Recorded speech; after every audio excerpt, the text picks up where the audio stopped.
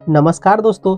आज हम पढ़ने वाले हैं क्लास 10th अर्थशास्त्र यानी कि इकोनॉमिक्स का दूसरा चैप्टर, जिसका नाम है राज्य एवं राष्ट्र की आय।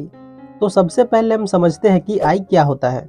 तो देखो, कोई भी इंसान पैसे कमाने के लिए दो तरह से काम करता है, शारीरिक रूप से या मानसिक रूप से। शारीरिक रूप से वो लोग काम करते हैं जो लोग अशिक्षित होते हैं। जैसे कि आपने देखा होगा कि कई लोग बोरियां उठाते हैं, कई लोग ईंट उठाते हैं या कई लोग दिहाड़ी मजदूरी करते हैं पैसे कमाने के लिए। और मानसिक रूप से वो लोग काम करते हैं जो शिक्षित होते हैं, जैसे कि डॉक्टर, इंजीनियर, वकील, शिक्षक इत्यादि। ये सब अपने दिमाग का इस्तेमाल करके पैसे कमाते हैं। तो हम लिख सकते हैं कि जब कोई व्यक्ति किसी प्रकार का शारीरिक अथवा मानसिक कार्य करता है और उस कार्य के बदले में उसे जो पारिश्रमिक मिलता है उसे उस व्यक्ति की आय कहते हैं। अब देखो, जो आय होता है मतलब कि जो आमदनी या कमाई होता है वो कई तरह के हो सकते हैं। जैसे कि भूमि का पारिश्रमिक लगान के रूप में, मतलब कि जब कोई इंसान भूमि के उपयोग के बदले भूमि के मालिक को कुछ पैसे देते हैं, चाहे उसने भूमि का उपयोग कृषि के लिए किया हो या किसी अन्य काम के लिए। दूसरा है श्रम का पारिश्रमिक मजदूरी के रूप में, मतलब कि जब कोई इंसान किसी के लिए काम करता है तो उसे उसका पैसा मजदूरी के रूप में मिलता है। तीसरा है पूंजी का पारिश्रमिक ब्याज के रूप में, मतलब कि जब कोई इंसान पैसे से पैसा कमाता है तो उस कमाए हुए पैसे को ब्याज कहा जाता है। चौथा है व्यवस्थापक का पारिश्रमिक वेतन के रूप में, मतलब कि जो कर्मचारी जो किसी काम को नियम पूर्वक चलाता हो उसे उसके कामों का पैसा वेतन के रूप में मिलता है। पांचवा है उद्यमी का पारिश्रमिक लाभ या हानि के रूप में, मतलब कि किसी बिजनेसमैन को पैसा उसके कामों में हुए लाभ या हानि के रूप में मिलता है। अब देखो, यहाँ पर आपको एक बात याद रखनी है कि किसी इंसान को प्राप्त होने वाला आय सिर्फ पैसा ही नहीं होगा, बल्कि कोई वस्तु भी हो सकती है। तो देखो, हमने आय को यानी कि आमदनी या कमाई को बहुत अच्छे से समझ लिया है। तो अब हम समझते हैं बिहार की आय को। तो देखो, आपको पता है कि भारत का सबसे गरीब राज्य बिहार है, क्योंकि बिहार राज्य की प्रति व्यक्ति आय पूरे देश भर में सबसे कम है। अब देखो, यहाँ पर एक शब्द है प्रति व्यक्ति आय। तो आपके मन में एक सवाल आ रहा होगा कि ये प्रति व्यक्ति आय क्या है। तो इसको आगे हम डिटेल्स में पढ़ेंगे। अभी आप बस इतना समझ लो कि पूरे भारत में सबसे कम बिहार के लोग ही कमाते हैं। अब देखो, बिहार के लोग कम कमाते हैं, जिसके चलते कम बचत होता है, और जब कम बचत होता है तो पूंजी निर्माण भी कम होगा, और जब कम पूंजी निर्माण होगा तो विनियोग भी कम होगा, मतलब कि इन्वेस्टमेंट भी कम होगा, और जब इन्वेस्टमेंट ही कम होगा तो घुमा फिरा के उसके पास उतना ही पैसा आएगा जितना पैसा उसके पास पहले था। इसी वजह से बिहार एक गरीब राज्य है। यहाँ तक कि योजना आयोग ने मार्च 2009 में एक डेटा जारी किया था, जिसमें बताया गया था कि बिहार के लगभग 41.4% आबादी गरीबी रेखा के नीचे गुजर बसर करती है। अब देखो, एक प्रसिद्ध अर्थशास्त्री थे रेगनर नर्क्स, जिन्होंने कहा था कि गरीबी एक कुचक्र है।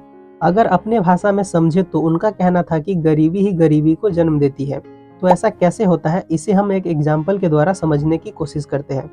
तो देखो, एक गरीब इंसान है और गरीबी की वजह से उसकी आय कम है, और अशिक्षा एवं अज्ञानता के चलते उसके कई सारे बच्चे हो जाते हैं, और गरीबी के चलते उनके जो बच्चे होते हैं वो भी पढ़ लिख नहीं पाते हैं, जिसके चलते उसकी अगली पीढ़ी भी गरीब ही रह जाती है, और गरीबी का यह कुचक्र चलता ही रहता है। अब देखो, भारत का सबसे गरीब राज्य बिहार है, क्योंकि बिहार की प्रति व्यक्ति आय पूरे भारत में सबसे ज़्यादा कम है। लेकिन बिहार में 38 जिले हैं, तो क्या सभी जिलों में प्रति व्यक्ति आय कम है? तो ऐसा नहीं है। सन 2005 से 6 में एक रिपोर्ट जारी किया गया था, और उस रिपोर्ट के अनुसार 2005 से 6 के बीच बिहार का प्रति व्यक्ति आय 6,610 रुपये था। और उस रिपोर्ट में ये भी लिखा गया था कि बिहार के 38 जिलों में से सबसे ज़्यादा प्रति व्यक्ति आय पटना जिले का है, और सबसे कम प्रति व्यक्ति आय शिवहर जिले का है। अब देखो, ये तो हो गई बिहार की बात। अब हम भारत की बात कर लेते हैं। तो directorate of economics and statistics ने 16 सितंबर 2008 को एक डेटा जारी किया, और ये डेटा 2006 से 2007 ईस्वी तक का था। और इसमें उन्होंने बताया था कि भारत के केंद्र शासित प्रदेश चंडीगढ़ में प्रति व्यक्ति आय 70,361 रुपये है, जो भारत के सभी राज्यों और सभी केंद्र शासित प्रदेश के प्रति व्यक्ति आय से ज़्यादा है। और अगर हम बात करें सिर्फ राज्य की, तो गोवा राज्य का प्रति व्यक्ति आय सबसे ज़्यादा है। केंद्रीय सांख्यिकी संगठन यानी कि CSO के अनुसार गोवा में प्रति व्यक्ति आय 54,850 रुपये थी, और दिल्ली में प्रति व्यक्ति आय 50,565 रुपये थी। तो अब हम समझते हैं अपने अगले टॉपिक को, जो कि है राष्ट्रीय आय। तो किसी देश में एक वित्तीय वर्ष में उत्पादित वस्तुओं एवं सेवाओं से अर्जित आय की कुल मात्रा को ही राष्ट्रीय आय कहा जाता है। अब देखो, कुछ प्रसिद्ध अर्थशास्त्री आए जिन्होंने राष्ट्रीय आय का परिभाषा अलग अलग दिया। जैसे कि प्रोफेसर अल्फ्रेड मार्शल ने कहा था कि राष्ट्रीय आय के अंतर्गत हम उन सभी वस्तुओं एवं सेवाओं को लेते हैं जिनका उत्पादन एक साल के अंतर्गत श्रम एवं पूंजी और प्राकृतिक साधनों के सहयोग से हुआ है। वहीं जो प्रोफेसर पीगू थे उसका कहना था कि राष्ट्रीय आय के अंतर्गत वस्तुओं और सेवाओं से प्राप्त आय के अलावा विदेशों से प्राप्त आय भी सम्मिलित होता है। वहीं प्रोफेसर फिशर का कहना था कि राष्ट्रीय आय एक वर्ष में अर्जित देश की कुल आय है जिसका उपयोग वस्तुओं और सेवाओं पर खर्च किया जाता है। वहीं तीसा के भयानक आर्थिक मंदी से उभरने के लिए प्रोफेसर केन्स ने राष्ट्रीय आय की धारणा को नए सिरे से विचार दिया और उनका कहना था कि राष्ट्रीय आय वह है जो उपभोक्ता के द्वारा वस्तुओं या सेवाओं और विनियोग पर खर्च किया जाता है। और प्रोफेसर केन्स ने राष्ट्रीय आय निकालने के लिए एक फॉर्मूला भी दिया था जो कि है y बराबर C प्लस आई। यहाँ पर y नेशनल इनकम मतलब कि राष्ट्रीय आय है और C बराबर कंजम्पशन एक्सपेंडिचर यानी कि उपयोग व्यय है मतलब कि कितना खर्च हुआ है, और I बराबर इन्वेस्टमेंट मतलब कि विनियोग। तो हम इस फॉर्मूला के द्वारा राष्ट्रीय आय निकाल सकते हैं। अब देखो हमारे देश भारत में जो संगठन राष्ट्रीय आय निकालती है उस संगठन का नाम है केंद्रीय सांख्यिकी संगठन, और इस काम में जो संगठन केंद्रीय सांख्यिकी संगठन की मदद करता है उस संगठन का नाम है राष्ट्रीय प्रतिदर्श सर्वेक्षण संगठन। अब देखो जो राष्ट्रीय आय है उसे हम थोड़ा और डिटेल्स में समझने की कोशिश करते हैं। तो जो राष्ट्रीय आय है उसे 3 भागों में बांटा गया है। पहला सकल घरेलू उत्पाद, इंग्लिश में इसे ग्रॉस डोमेस्टिक प्रोडक्ट कहा जाता है जिसे आप जीडीपी के नाम से भी जानते हैं। दूसरा है सकल राष्ट्रीय उत्पादन, इंग्लिश में इसे ग्रॉस नेशनल प्रोडक्ट कहा जाता है जिसे आप जीएनपी के नाम से भी जानते हैं। और तीसरा है शुद्ध राष्ट्रीय उत्पादन, इंग्लिश में इसे नेट नेशनल प्रोडक्ट कहा जाता है जिसे आप एनएनपी के नाम से भी जानते हैं।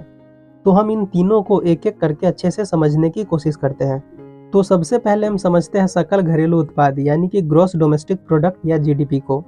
तो किसी देश की सीमाओं के भीतर एक वित्तीय वर्ष में उत्पादित सभी वस्तुओं और सेवाओं के कुल मूल्य को सकल घरेलू उत्पाद कहा जाता है। आया समझ? नहीं आया? कोई बात नहीं, हम इसे एक एग्जाम्पल के द्वारा समझने की कोशिश करते हैं। तो देखो ये है भारत, और हम सिर्फ अभी भारत देश की बात करने वाले हैं, किसी और देश की नहीं, क्योंकि जीडीपी में सिर्फ एक ही देश की बात होती है। अब देखो ये है हमारे देश का एक किसान और ये है हमारे देश का एक डॉक्टर। अब देखो ये जो किसान है उसने अपने खेत में 50 किलो गेहूं उगाई और उस गेहूं को 10 रुपये किलो के हिसाब से बेच दिया एक मिल वाले को, और उस मिल वालों ने गेहूं से आटा बनाया और उस आटे को 30 रुपये किलो के हिसाब से बेच दिया। तो ये जो 30 रुपया है वो जीडीपी में जुड़ेगा। अब आपको यहाँ पर लगेगा कि ये 10 रुपया क्यों नहीं जीडीपी में जुड़ेगा, तो वो इसलिए क्योंकि जब मिल वालों ने अपना आटा 30 रुपये बेचा तो उस 30 रुपये में 10 रुपये भी शामिल है। अब देखो ये जो डॉक्टर है वो किसी हॉस्पिटल में काम करने जा रहा है, तो वहाँ पर उसको महीने में कुछ पैसे मिलेंगे, तो ये जो पैसा है वो जीडीपी में जुड़ेगा। आई होप आपको जीडीपी अच्छे से समझ में आ गई होगी। तो अब हम समझते हैं कुल या सकल राष्ट्रीय उत्पादन को, जिसे इंग्लिश में ग्रॉस नेशनल प्रोडक्ट या जीएनपी भी कहा जाता है। तो लिखेंगे देश के नागरिकों द्वारा देश में या विदेश में एक वित्तीय वर्ष में उत्पादित कुल वस्तुओं और सेवाओं के मौद्रिक मूल्य को सकल राष्ट्रीय उत्पाद कहा जाता है। आओ इसे भी हम एक एग्जाम्पल के द्वारा समझने की कोशिश करते हैं। तो देखो ये अपने देश के 2 होनहार इंसान हैं, एक का नाम है राज और दूसरे का नाम है सिमरन। रात में डीडीएलजे देखी थी, बहुत अच्छी मूवी थी, अभी तक दिमाग में चल रहा है। पर एक बात समझ में नहीं आया, अमरीश पुरी ने तो बोल दिया कि जा सिमरन जा, पर सिमरन को जाना कहाँ है यार, ये तो बताया ही नहीं। भैया हाँ कहाँ था मैं, कहाँ था? हाँ तो देखो 2 इंसान है, राज और सिमरन। तो जो राज है वो अपने देश में रहकर कमा रहा है और जो सिमरन है वो विदेश में रहकर कमा रही है। तो देखो राज जो पैसा कमा रहा है वो जीएनपी में जुड़ेगा क्योंकि वो अपने देश में ही रहकर कमा रहा है, लेकिन सिमरन विदेश में कमा रही है। तो सिमरन जितना पैसा अपने घर वालों को भेजेगी सिर्फ वही पैसा जीएनपी में जुड़ेगा। तो हम आसान भाषा में बोल सकते हैं कि अपने देश में कमाए हुए पैसा और विदेश में कमाए हुए पैसों को जोड़कर जीएनपी बनता है। आई होप आपको यहाँ तक समझ में आ गई होगी। तो अब हम समझते हैं शुद्ध राष्ट्रीय उत्पादन को, जिसे इंग्लिश में नेट नेशनल प्रोडक्ट या एनएनपी भी कहा जाता है। तो लिखेंगे कुल राष्ट्रीय उत्पादन में से उत्पादन खर्चे को घटा देने से जो शेष बचता है वह शुद्ध राष्ट्रीय उत्पादन कहलाता है। आओ इसे भी हम एक एग्जाम्पल के द्वारा समझने की कोशिश करते हैं।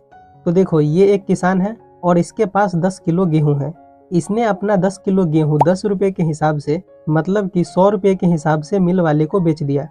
अब इस गेहूं को मिल तक पहुंचाने में 50 रुपये का खर्चा आया। इसके बाद गेहूं को आटा बनाने में भी 50 रुपये का खर्चा आया। तो देखो अब तक टोटल खर्चा 200 रुपया हो गया है। 100 रुपया गेहूं का, 50 रुपया गेहूं पहुंचाने का और 50 रुपया गेहूं से आटा बनाने का।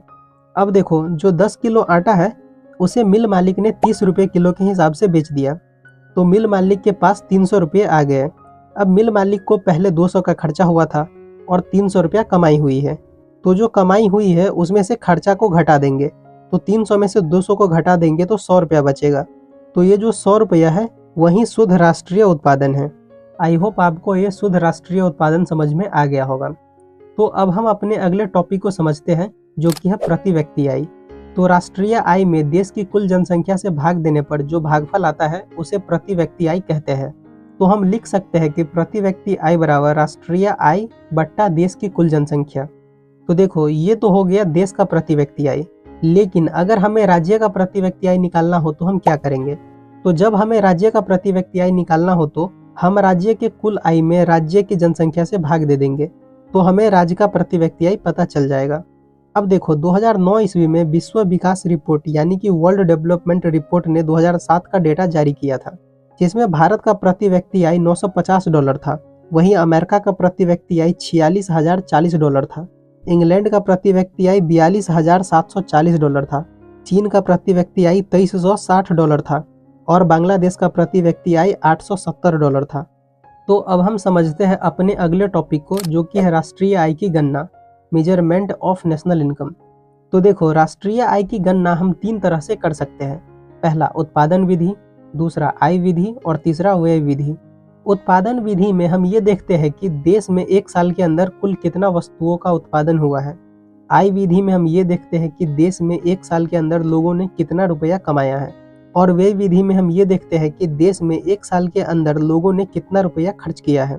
तो हम इन तीनों विधि से राष्ट्रीय आय निकाल सकते हैं, लेकिन राष्ट्रीय आय की गणना करने में कुछ कठिनाइयों का भी सामना करना पड़ता है। जैसे कि पहला, आंकड़ों को एकत्र करने में कठिनाइयाँ। अब देखो होता यह है कि हमारे देश में लगभग 150 करोड़ लोग रहते हैं और इन लोगों में से कौन कितना कमा रहा है ये पता करने में बहुत कठिनाइयों का सामना करना पड़ता है। दूसरा, दोहरी गणना की संभावना। अब देखो होता यह है कि कई लोग बिहार से हैं और वो दिल्ली में रह रहा है, तो उनकी जो गणना होती है वो दिल्ली में भी हो जाती है और बिहार में भी हो जाती है, तो इसमें भी कठिनाइयों का सामना करना पड़ता है। तीसरा है मूल्य के मापने में कठिनाइयाँ। तो देखो होता यह है कि किसी वस्तु का रेट एक जगह पर 40 रुपये है और वही वस्तु दूसरे जगह पर 42 रुपये का मिल रहा होता है, तो अलग अलग रेट के वजह से मूल्य को मापने में भी कठिनाइयों का सामना करना पड़ता है। तो अब हम अपने इस चैप्टर के लास्ट टॉपिक को समझने की कोशिश करते हैं जो कि है भारत का राष्ट्रीय आय ऐतिहासिक परिवेश। ये कोई टॉपिक नहीं है, इसके अंतर्गत हमें कुछ फैक्ट्स पढ़ने हैं जो एग्जाम के हिसाब से बहुत ज़रूरी है। तो पहला फैक्ट ये है कि भारत में सबसे पहले 1868 ईस्वी में दादा भाई नौरोजी ने राष्ट्रीय आय का अनुमान लगाया था। उन्होंने अपनी पुस्तक poverty and un British rule in India में लिखा था कि भारत के प्रति व्यक्ति आय 20 रुपये था। दूसरा फैक्ट ये है कि 1925 ईस्वी से लेकर 1929 ईस्वी तक भारत का राष्ट्रीय आय का आंकड़ा प्रसिद्ध अर्थशास्त्री डॉक्टर VK राव ने लगाया था, जो काफ़ी प्रचलित था। तीसरा फैक्ट ये है कि स्वतंत्रता प्राप्ति के बाद भारत सरकार ने अगस्त 1949 ईस्वी में प्रोफेसर PC महालनोबिस की अध्यक्षता में एक राष्ट्रीय आय समिति का गठन किया और इनका काम था कि भारत की राष्ट्रीय आय का अनुमान लगाना। और इस समिति ने अप्रैल 1951 ईस्वी में अपनी पहली रिपोर्ट जारी किया और ये रिपोर्ट 1948 ईस्वी से लेकर 1949 ईस्वी तक का था। इस रिपोर्ट में देश की कुल राष्ट्रीय आय 8,650 करोड़ रुपए और प्रति व्यक्ति आय 246.9 रुपये बताई गई थी। चौथा फैक्ट ये है कि 1954 ईस्वी के बाद राष्ट्रीय आय का पता लगाने के लिए सरकार ने एक संगठन की स्थापना की और उस संगठन का नाम था केंद्रीय सांख्यिकीय संगठन। पांचवा फैक्ट ये है कि हमारे देश भारत में वित्तीय वर्ष 1 अप्रैल से लेकर 31 मार्च तक होता है। तो ये चैप्टर यहीं पर ख़त्म हो जाता है। और हाँ देखो यार, अब से वीडियो जल्दी आएगी, तो सारे लोग चैनल पर एक्टिव हो जाओ और मैं सभी चैप्टर्स के क्वेश्चन आंसर भी देने वाला हूँ। तो आई होप आपको ये वीडियो पसंद आई होगी। अगर ये वीडियो आपको पसंद आई है तो वीडियो को एक लाइक कर दीजिए, एक प्यारा सा कमेंट कर दीजिए और चैनल को सब्सक्राइब भी कर दो यार। और हाँ यार, जितना से जितना हो सके अपने दोस्तों को ये वीडियो शेयर कर दो, क्योंकि वीडियो बनाने में बहुत ज़्यादा मेहनत लगती है। मिलते हैं हम अगली वीडियो में, तब तक के लिए bye bye and take care.